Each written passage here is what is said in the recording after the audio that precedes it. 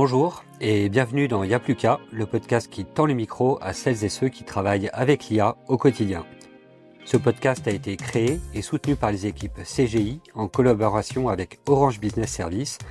Je suis Guillaume Portman, présentateur de ce podcast et je vous propose de retrouver nos deux experts, Jérôme Laval, responsable du compte EDF chez Orange Business Services, et Benjamin Vatrin, architecte data senior chez Orange Business Services également.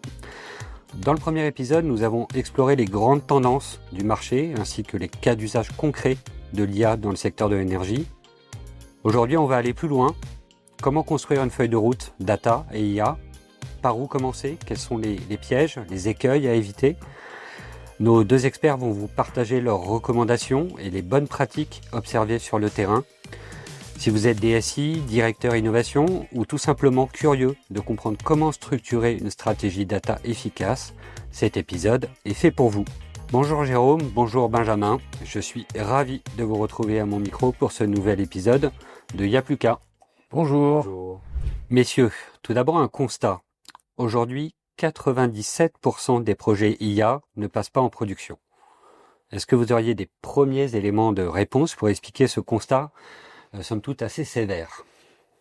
Pour commencer, je pense que effectivement, ces statistiques alors sont un peu inquiétantes, mais elles proviennent vraiment déjà des écueils de l'intelligence artificielle traditionnelle, qui est la moindre qualité des données en amont.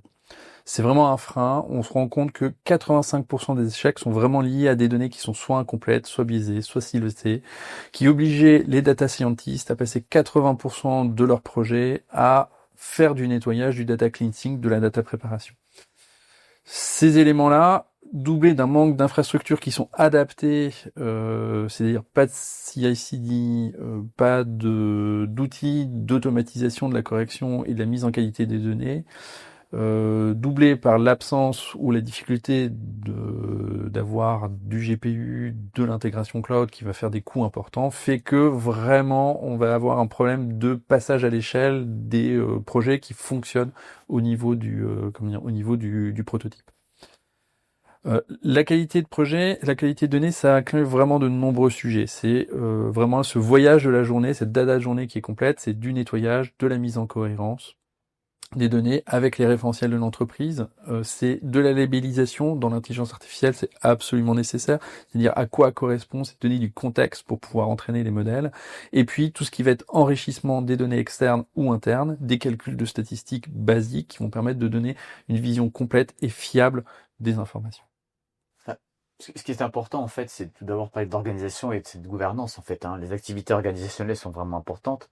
On constate souvent que parfois même que les objectifs sont assez flous, qu'il n'y a pas forcément de ligne directrice, et que également viennent se conjuguer à cela des fantasmes, on va dire des craintes, tout simplement parce que la projet sert souvent à une forme de hype, en fait, plutôt qu'un vrai ROI clair et distinct. Et donc, on voit que l'absence de gouvernance, ou même encore d'ambassadeurs dédiés, ça c'est un point important, et même de formation. Donc, je rappelle quand même, j'ouvre une parenthèse, c'est que 61% des employés ont moins de 5 heures de formation sur l'IA. Donc, voilà, je vous laisserai juger, je ferme la parenthèse. Et donc, tout cela, ce manque d'ambassadeurs et de formation, accentue en fait ce qu'on appelle des résistances culturelles, mais également les risques pour cela. Donc, un second point également, donc on parle des coûts. Puisque le passage en production révèle souvent des coûts sous-estimés, de tout ordre, à la fois les infrastructures, mais également la maintenance, mais aussi la conformité. La conformité a aussi un coût. D'autre part, on constate aussi que les délais peuvent être longs, ils varient entre 6 à 18 mois, ce qui est quand même un certain délai face au contexte auquel on est confronté. Ce qu'il faut retenir aussi, c'est qu'on a des modèles, qui peinent face à des qualités de données assez variables. Voilà. Donc ça, c'est un point aussi structurant et qui est aussi un frein. Et puis, des silos qui sont interdépartements et qui freinent la collaboration et qui rendent les initiatives souvent impossibles à intégrer. Jérôme, Benjamin, merci pour ces premiers éléments de réponse. On retiendra donc la qualité de la data, l'organisation, les enjeux de gouvernance, les enjeux de coûts cachés également. Nouvelle question, pour bâtir une feuille de route solide, il faut d'abord savoir où l'on va. quels sont les prérequis avant de lancer une roadmap IA? Si vous pouviez citer les 3 fondamentaux. Alors, tout d'abord, il y a un point qu'il faut pas négliger. Le premier pilier, je dirais que c'est l'acculturation. Parce que il est bien d'avoir les outils, mais encore faut-il que les personnes soient acculturées. Donc ça permet effectivement l'acculturation, rapidement de comprendre les enjeux, les capacités, les limites. Et il y a encore, il faut noter, même au sein des DSI, des fantasmes forts autour de l'IA. Donc, en conclusion, je dirais que l'acculturation, elle permet donc de mettre tout le monde au même niveau et parler le même langage et donc d'être plus fluide et d'aller plus vite. Le second pilier, je dirais que c'est plutôt une stratégie IA claire et comprise par tous. Vous avez compris, il faut se comprendre. Mais l'IA comme l'IAGEN, hein, ce sont des investissements majeurs et donc il est nécessaire de se positionner. L'IA en fait n'est pas un game changer en fait, hein, mais ne pas s'y positionner en fait met en risque l'entreprise. On citera notamment la baisse de la productivité, mais pas uniquement. Donc, ce qui pour nous est dangereux, c'est surtout de ne pas choisir.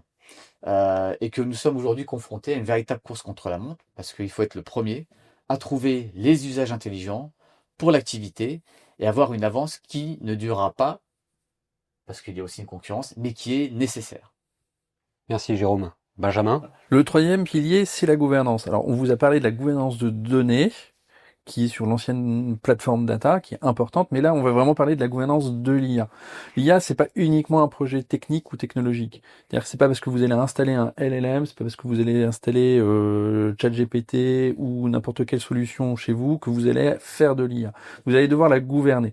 La gouverner, c'est quoi? C'est orchestrer, arbitrer les demandes provenant des métiers. C'est assez nouveau puisque du coup les usages de l'IA proviennent principalement des salariés. C'est issu des usages privés et non plus uniquement comme on a pu le voir sur d'autres technologies, d'autres éléments comme le big data par exemple, des outils qui proviennent et des initiatives qui proviennent uniquement de la DSI. C'est aussi encouragé par des politiques qui sont des politiques tarifaires dédiées au grand public qui sont très agressives et qui se multiplient. Donc du coup, il faut éviter d'avoir l'ensemble de ces initiatives qui sont mises en place. Donc il faut gouverner les initiatives, empêcher les risques sécuritaires, des fuites de données. Je veux dire, c'est vraiment un problème qui pose un petit peu ce que disait Jérôme, hein, l'obligation pour les entreprises de se positionner sur ces éléments-là, tout simplement parce que le risque, c'est que leurs employés utilisent les données de l'entreprise dans des éléments publics. C'est aussi gérer des questions éthiques avec l'ensemble des biais et bien évidemment réglementaires avec l'IA Act qu'on a évoqué dans le podcast précédent. Merci Benjamin. Nouvelle question, là on va parler un peu plus de roadmap en fait, hein, data et IA. Une fois que le cadre est posé, quels sont vos conseils pour structurer une feuille de route efficace? Tout d'abord, je dirais que pour traiter la roadmap, en fait, hein, chez nos clients industriels, nous allons travailler sur les processus de l'entreprise. Très important. Je dirais que le maître mot de nos projets IA est plutôt d'automatiser des tâches qui peuvent l'être dans les activités existantes. Donc c'est là en fait, qu'il y a le plus de gains potentiels. Par ailleurs, cette industrialisation fait aussi intervenir l'IA, de l'IAGEN, mais également des outils plus anciens comme le RPA, et oui, mais aussi des outils émergents comme l'agentique, dont on parle de plus en plus. Du coup, pour rebondir un petit peu sur ce que vient de dire Jérôme, cette orientation nous impose vraiment une démarche qui est complètement spécifique et qui va être orientée principalement vers les métiers. On l'a dit dans la question précédente, c'est les métiers qui sont moteurs sur ces éléments-là. On retrouve donc nos 3 piliers, hein, la stratégie, l'acculturation et la gouvernance de l'IA. Une fois qu'on a ces 3 piliers, donc une stratégie, c'est quel gain de productivité on veut avoir, l'acculturation pour éviter les risques de crainte, de fantasmes, de rejet, faciliter l'adoption, et puis une adoption intelligente et efficace de l'intelligence artificielle. Travailler la gouvernance, c'est bien évidemment mettre un cadre organisationnel à tout ça. On va ensuite, une fois qu'on a posé ces éléments-là, on va poser 3 autres grands éléments qui sont plutôt, cette fois-ci, technologiques. C'est la sécurité. Alors la sécurité fait partie de la gouvernance de l'IA, mais là on va vraiment mettre l'implémentation de la sécurité, comment on gère les droits, comment on gère la redondance des systèmes pour les clients qui sont obligatoires, etc., etc. On va gérer aussi tout ce qui est suivi de la compliance. L'IA Act impose des traçabilités, donc il faut des outils pour pouvoir suivre cette traçabilité. Et puis bien évidemment le choix des plateformes et des outils qui sont adaptés aux besoins. Effectivement, on reviendra un petit peu plus loin. il faut se méfier, LLM, SLM, c'est-à-dire avoir le bon outil en face des bons ROI pour éviter d'avoir soit un système trop petit, soit un système trop gros par rapport à nos besoins. Ok. Et dans cette feuille de route, justement, quels sont les principaux écueils qui sont à éviter? Alors, on l'a déjà dit, vraiment les écueils, c'est la qualité de données. On a vu au tout début, la qualité de données, elle provient de l'ancienne plateforme, entre guillemets, qui est toujours là, mais de la plateforme data classique. Et donc, du coup, il faut pas négliger cette plateforme data. C'est le socle de l'intelligence artificielle. Ça veut dire que cette qualité de données, elle doit être aussi gouvernée. Donc, on doit avoir une gouvernance de la plateforme data, une gouvernance de l'IA. L'IA ne remplacera pas ces plateformes, comme le big data n'a pas remplacé les data warehouses, et comme les data warehouses n'ont pas remplacé les anciens outils qui étaient là, InfoCentre, etc. Ils viennent s'ajouter en plus. Donc, si on veut vraiment que l'IA donne son plein potentiel, il faut cette plateforme data. Et ensuite, on va y ajouter des nouvelles problématiques. Les nouvelles problématiques, c'est l'entraînement, l'exécution. L'usage des données semi-structurées, non structurées dans l'intelligence artificielle, c'est vraiment quelque chose qui va être beaucoup plus traité. Elles-mêmes doivent être mises en qualité, c'est-à-dire comment est-ce qu'on va traiter la qualité, la sécurité, l'enrichissement des contrats, des documents contractuels, des vidéos, des audios, des photos. Comment est-ce qu'on va sécuriser tout ça, puisque du coup dans les contrats vous allez avoir des données nominatives, potentiellement des données de santé, potentiellement dans les vidéos vous allez avoir des informations nominatives également, vous avez du droit à l'image dans les vidéos, bref tout doit être sécurisé, classé, tagué, labellisé, et on doit suivre au final un même processus que les données classiques, mais avec une complexité supplémentaire que les données sont non structurées. Et puis enfin, sur la qualité des données, toujours dans cette logique de gouvernance des données, de suivi de la qualité des données, les IA génératives vont produire de la donnée et on va avoir également un suivi de cette qualité de données et un suivi dans le temps, c'est-à-dire que on le voit bien dans les algorithmes de machine learning traditionnels, on va avoir des dérives puisque les données en amont vont changer, vont évoluer, les comportements évoluent et donc du coup, il faut suivre cette qualité des algos et on va avoir du coup une observabilité qui va être absolument nécessaire et obligatoire pour pouvoir s'assurer qu'on tombe pas dans des biais, qu'on tombe pas dans des baisses de qualité des algorithmes, des dérives, et puis de renforcer l'ensemble de cet élément de supervision. Vous l'avez déjà abordé un peu tous les deux, la conduite du changement est un élément clé pour réussir un projet IA. Comment fait-on pour embarquer efficacement les équipes métiers? Alors tout d'abord, effectivement, tu fais bien de le souligner, hein. La conduite du changement, c'est un élément majeur. En fait, c'est une composante incontournable dans notre démarche que nous prévoyons déjà les premières étapes via l'acculturation. Et le mot est important, acculturation, parce que c'est cette acculturation qui permet, via des IA briefs par exemple, d'embarquer des clients ou des métiers hein, dans une démarche vraiment constructive qui est basée sur des cas réels et déjà testés. Donc ça, c'est le premier point. Par ailleurs, notre démarche, elle vise également à autonomiser les clients via la mise en place d'un cycle de recrutement d'ambassadeurs dédiés, des sortes de super utilisateurs métiers qui portent en fait la démarche ou la gouvernance auprès d'autres utilisateurs qu'on qualifierait sans doute de plus novices. Donc ce rôle de SPOC, de référent, est vraiment important. Et cet accompagnement, en fait, il permet de maintenir dans la durée les initiatives d'accompagnement, voire de mettre en place un coaching de proximité. Et ça, c'est vraiment un point important, l'acculturation, la formation. Les outils ne font pas tout. Et pour finir, je dirais que il est aussi ensuite nécessaire, bien évidemment, de massifier cette formation à travers des cycles complets, mais pas uniquement sur les outils, puisqu'on propose également déjà à nos clients des formats de montée en compétences dans ces nouveaux métiers, aussi bien sur les sujets techniques, mais également fonctionnels, sécuritaires et éthiques. Les notions qu'il ne faut pas oublier, on n'est pas uniquement que sur la technique. Voilà ce que je dirais en synthèse. Donc justement, un peu en rebond sur l'accompagnement auprès de nos clients, quelles sont les solutions concrètes que vous proposez pour finalement les aider à déployer et à réussir leur projet IA? Du coup, en fait, on reprend en fait dans notre démarche. On a vraiment une démarche qui est multisectorielle, qui aborde vraiment les 6 piliers qu'on a présentés.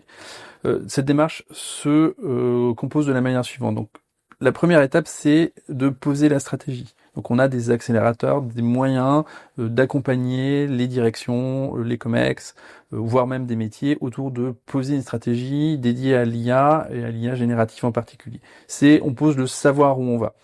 Si cette stratégie est déjà existante, qui est souvent le cas dans les grandes entreprises, et surtout dans le domaine de l'énergie, qui sont relativement matures là-dessus, on va travailler le deuxième point qui est l'acculturation. L'acculturation, c'est commencer à accompagner les utilisateurs à décliner cette stratégie auprès des métiers via donc un certain nombre d'outils que nous avons construits, d'IA Brief, de Bootcamp, qui sont une manière de construire une communauté autour d'une communauté de vue, une communauté de travail autour de l'IA et de l'IA générative. Avec cette acculturation, on va pouvoir commencer à travailler la conduite du changement et la gouvernance. C'est casser des silos traditionnels, intégrer les métiers au plus tôt pour pouvoir vraiment mettre en place tous ces aspects organisationnels qui sont nécessaires, comme on l'a vu au niveau de l'IA générative et de l'IA, et pour permettre de garantir en quelque sorte une meilleure taux de mise en production et d'industrialisation de l'intelligence artificielle. Enfin, on va travailler autour de l'architecture. Alors l'architecture, non pas parce qu'on appelle le catalogue de services. C'est quoi? C'est tout simplement définir un certain nombre de services standards nécessaires à l'IA pour qu'elle fonctionne dans le cadre qui a été défini au niveau de la gouvernance. Ce qui permet de mettre en fait à disposition des patterns d'outils, des choix d'outils qui vont permettre de déployer cette intelligence artificielle dans des use cases qui auront été identifiés, des catégories de use cases qui auront été identifiées, de manière beaucoup plus agile. Et donc ce coup, ça implémente une agilité à l'échelle qui est nécessaire pour limiter le point qu'on a vu de 6 à 18 mois de mise en production. Les concurrents, ils le font à moins. On voit qu'on perd ce momentum qui est important.